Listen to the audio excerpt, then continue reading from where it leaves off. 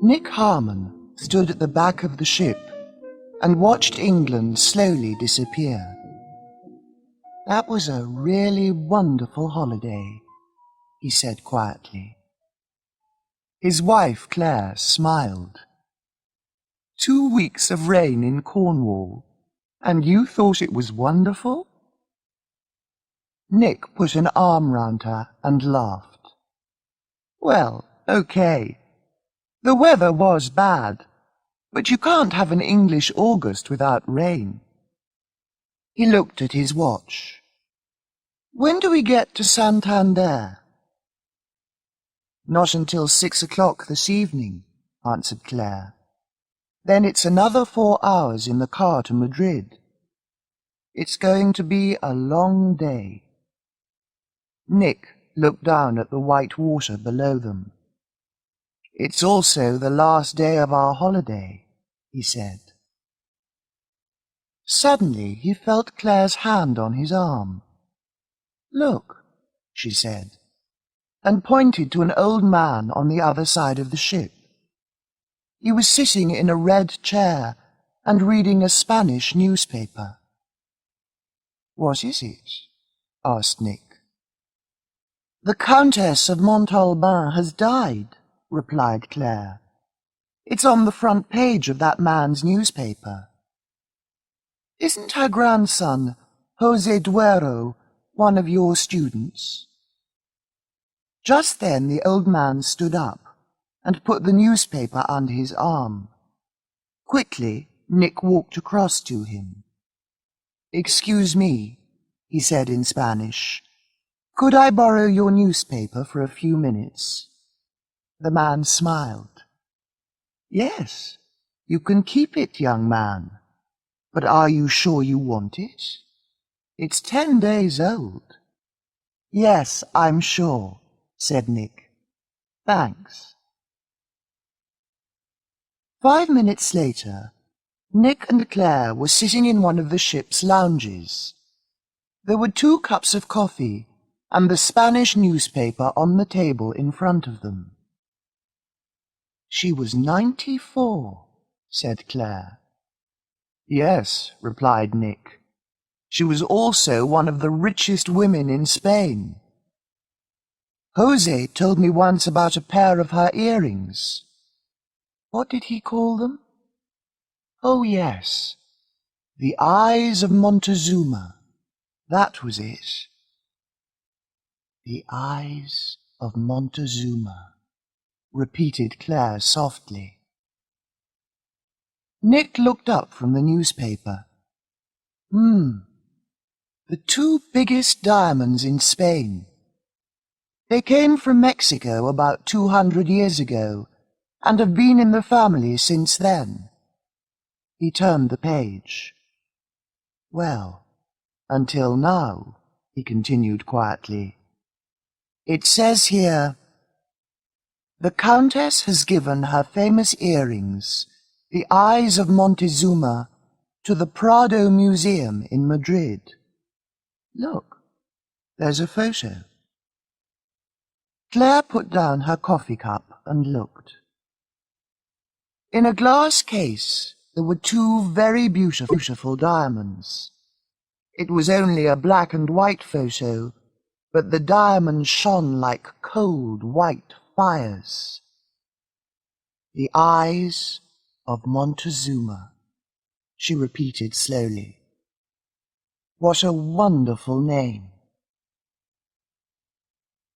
"Excuse me, could I sit at your table? All the others are full." Nick and Claire both looked up. There in front of them was a girl of 18 or 19. She was pretty, with short dark hair and bright eyes. "Yes, please do," said Claire, and took her bag off the chair beside her. "Thanks," said the girl. She put a glass of milk on the table and sat down. "Hi, I'm Shelley Maughan."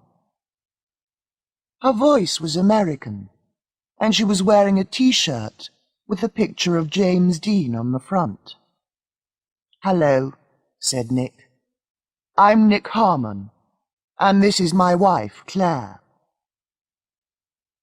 The girl smiled at both of them, then pointed at the newspaper on the table. "Please, don't let me—" "No, that's okay. We've finished," said Claire. The three travellers began talking. First, Nick and Claire told Shelley about their home in Madrid and their jobs. "Nick's an English teacher, and I work in a hospital," said Claire. "We've lived in Spain for almost 2 years now." Then Shelley told them about her life in the United States. She was a student at the University of California and lived in Los Angeles. "This is my first time in Europe without my parents," she said with a small smile. "My family has friends in Zaragoza, and I'm going to stay with them for a month." After about 20 minutes, Claire said, "Would you like to stay and have lunch with us?" "Okay," Shelley said. "Thanks. Thanks a lot. But first I must get my bag. I left it in the car." She laughed. "I have this little yellow Fiat. I bought it in England. And do you know why I chose it?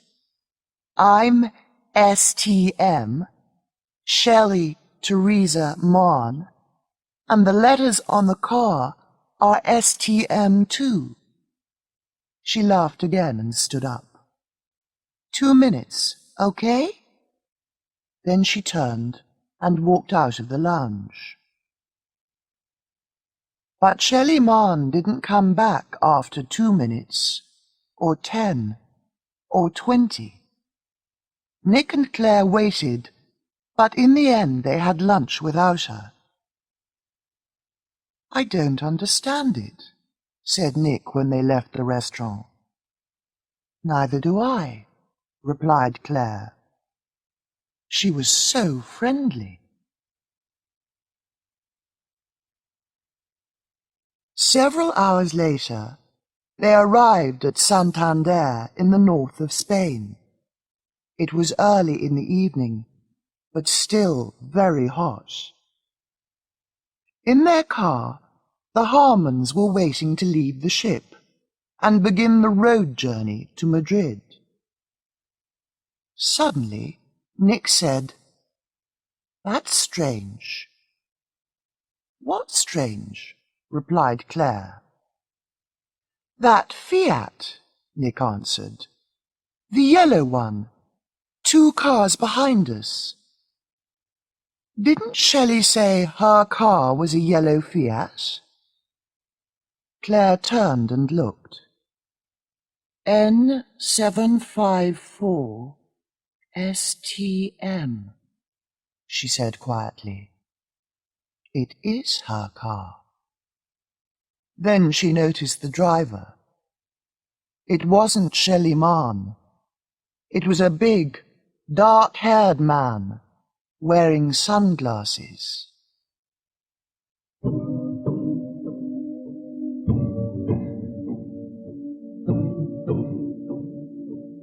Two, a villa near Toledo.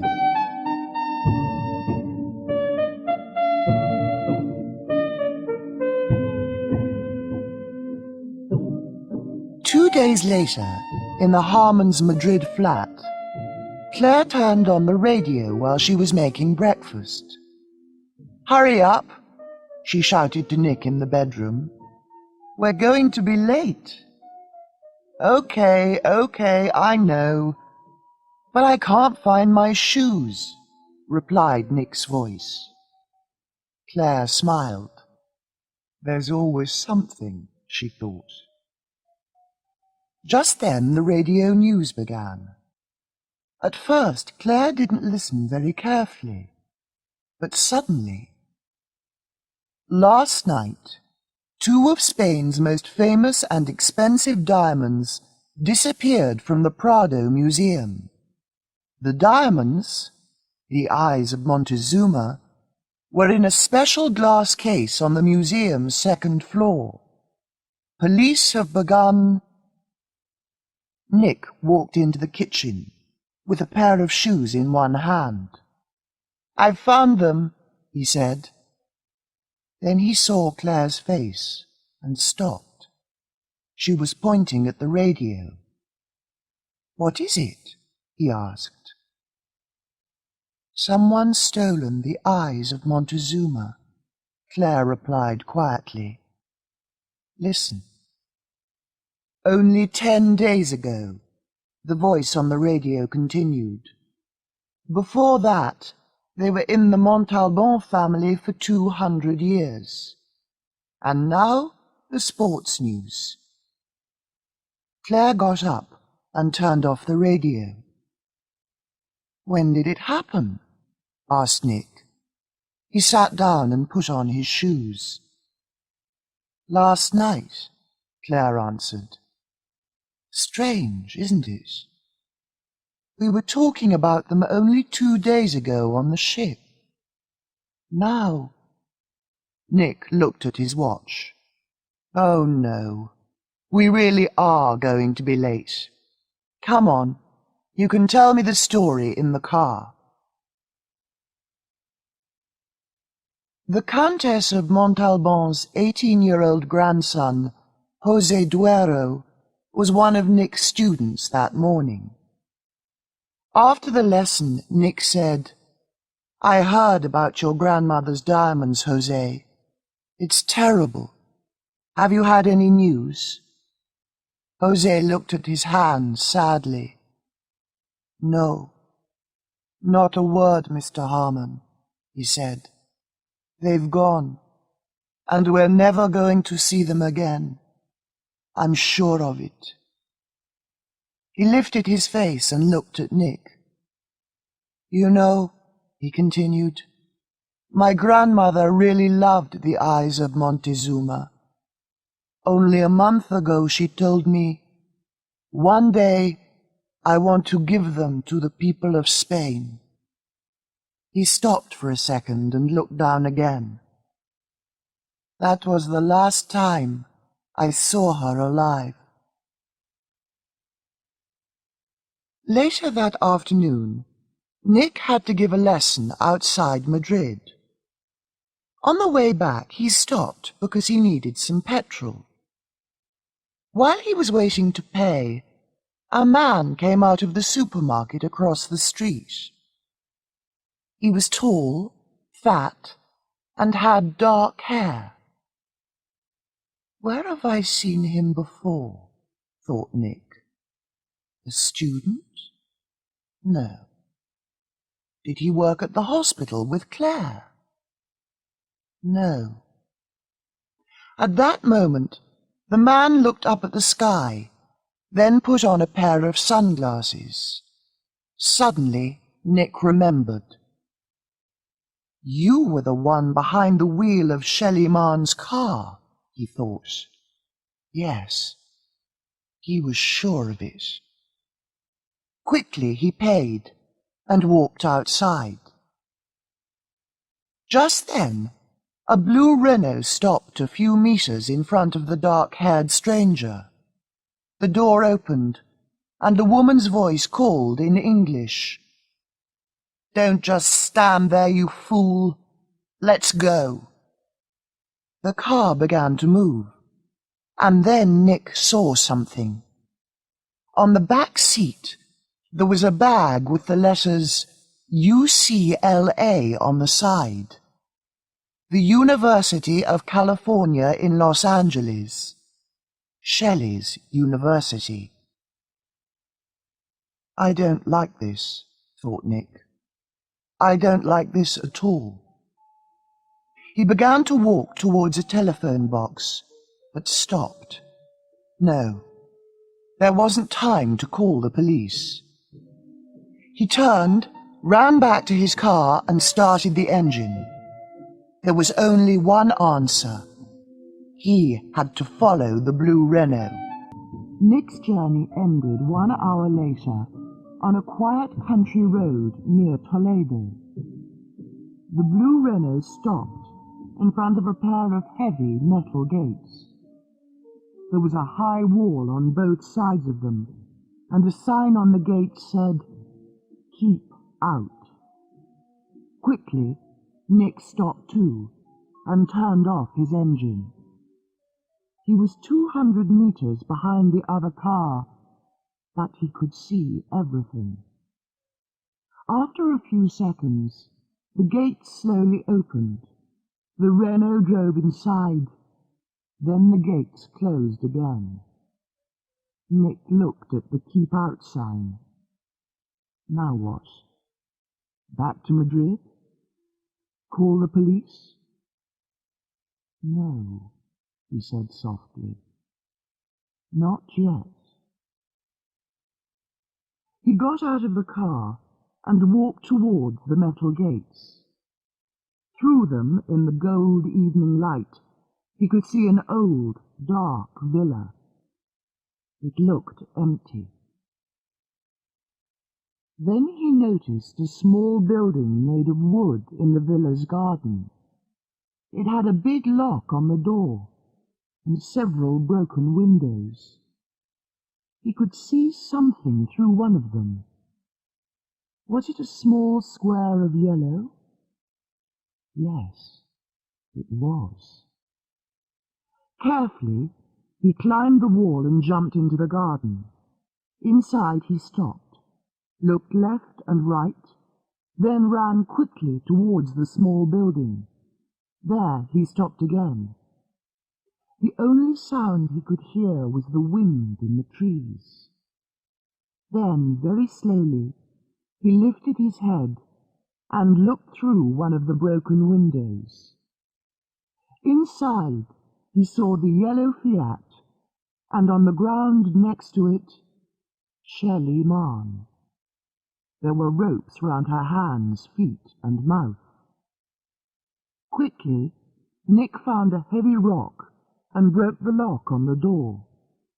Then he went inside, and with some glass from one of the broken windows, began to cut the American girl free. "Oh, I am very happy to see you," she said a minute later. "But how?" "That's not important," said Nick. He began to cut the last rope round her feet. "Tell me quickly, what happened on the ship?" "Well," said Shelley, "I was getting my bag from the car when I heard voices, English voices. They were talking about a museum. Then one of them said something about stealing the eyes." "The eyes," repeated Nick, and put down the piece of glass for a second. "Now I understand." "That's when they noticed me," Shelley continued. "Then everything happened really quickly. A big man in sunglasses suddenly appeared. He had a gun and pointed it at me and said, 'She's heard too much. We can't let her go.' After that, someone hit me from behind, and everything went black. Then I woke up here." She closed her eyes. "It's all like a bad dream." "Well, don't worry. It's nearly over," said Nick, and cut the last rope. "There. Can you stand up?" "Okay. We're going to—" "You're not going to do anything," said a man's voice. Nick and Shelley turned. In the open door there was a tall, dark shadow against the evening sky. It was the driver of the Renault, and he had a gun in his hand.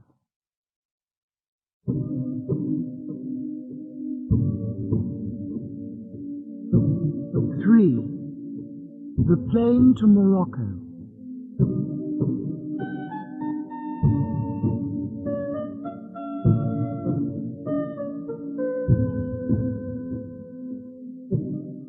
"Put your hands in the air and don't try anything clever," shouted the man. Slowly, Nick and Shelley put their hands in the air. "Very good," said the man more quietly. His eyes were moving quickly from side to side. "Now turn towards the wall." They turned. Just then, Shelley looked down. On the floor in front of her there was a rock. Nick used it a few minutes earlier when he broke the lock on the door. "Well, it's now or never," she thought. Quickly, she dropped to the floor, turned and threw the heavy rock at the man. It hit him on the side of the head. "You dirty little—" he began, and pointed his gun at Shelley.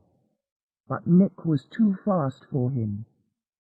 In a second, he turned and pushed the man's arm as hard as he could against Shelley's car.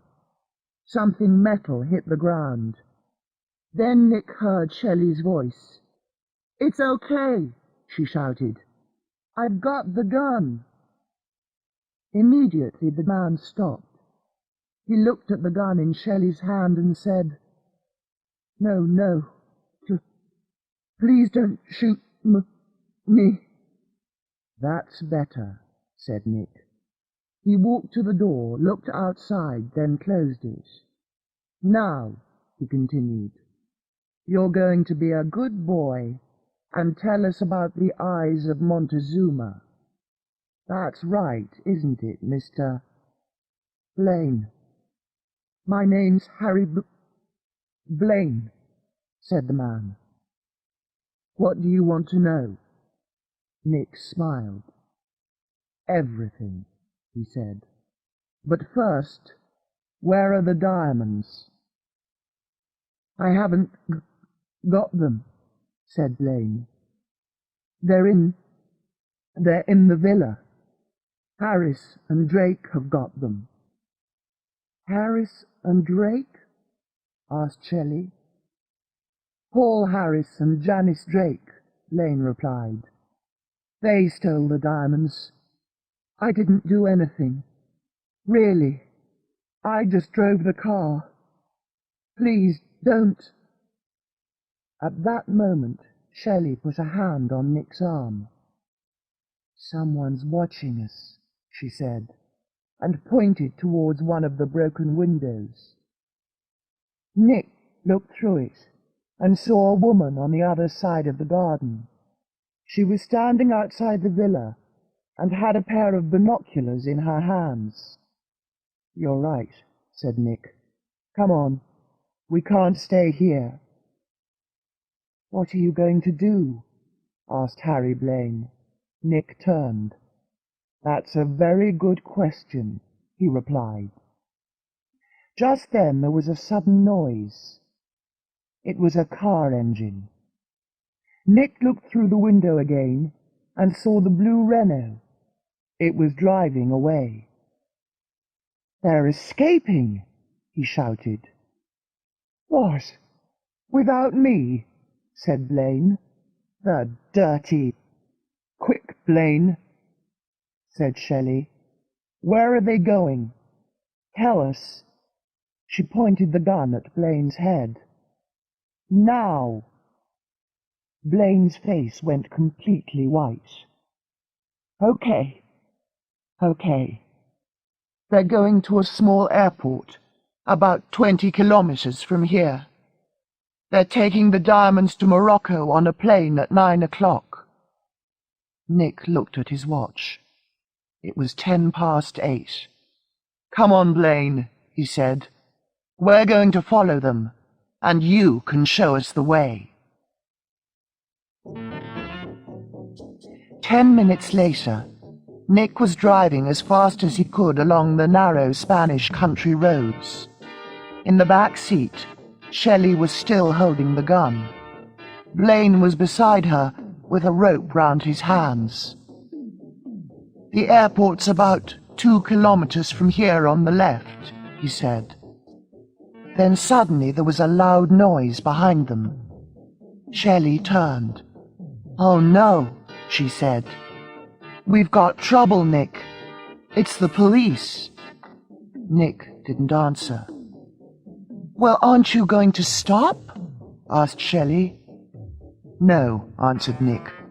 "This is too important. We haven't got the time." Shelley looked behind her again. Now there was a blue light on top of the police car, and one of the men inside was talking on a radio. After a few seconds, she said, "Is all this really happening? I mean, I came to Europe for a rest and a holiday." Just then they turned a corner, and Blaine shouted, "There it is." In front of them was a big field. On one side of it there were several low modern buildings. Next to one of them was the blue Renault, and in the middle of the field was a small plane. It was already moving. "They're going to escape," said Shelley. "Oh no, they're not," replied Nick. They were now driving across the field towards the plane. The police car was only a few meters behind them. "I'm going to drive in front of the plane. Okay?" said Nick. Blaine looked at Shelley. Neither of them replied at first. Then Shelley said, "Nick, are you sure that's a good—" But it was already too late. The next moment the plane was almost on top of them.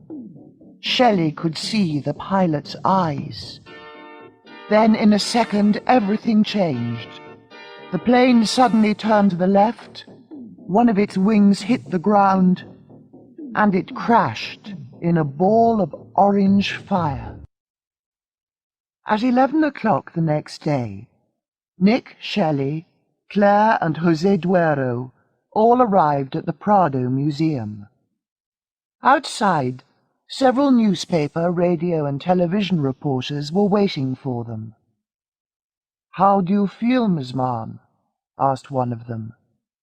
"Tired," replied Shelley with a slow smile. "What happened after the plane crashed, Mr. Harmon?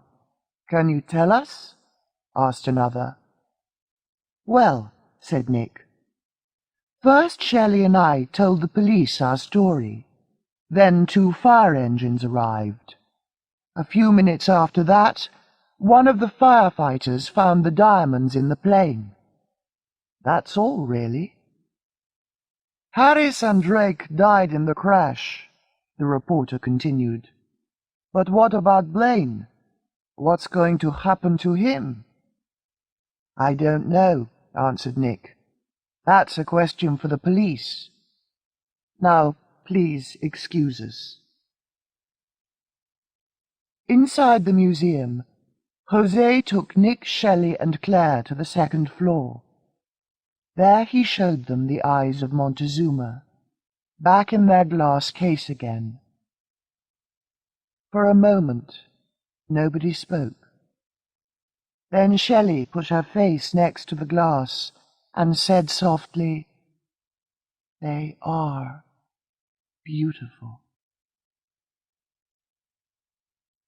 After that, José said to the Harmons and Shelley, "Come and have lunch with me at one of the best restaurants in Madrid." "Thanks, José," said Claire. Then she turned to Shelley. "What time are you leaving for Zaragoza? Have you got time for lunch?" "Sure," said Shelley, and they all went out of the building through a back door. Then she looked up at the hot blue sky and half closed her eyes. "Oh, but my sunglasses are in the car," she said. "Just let me go and get them, okay?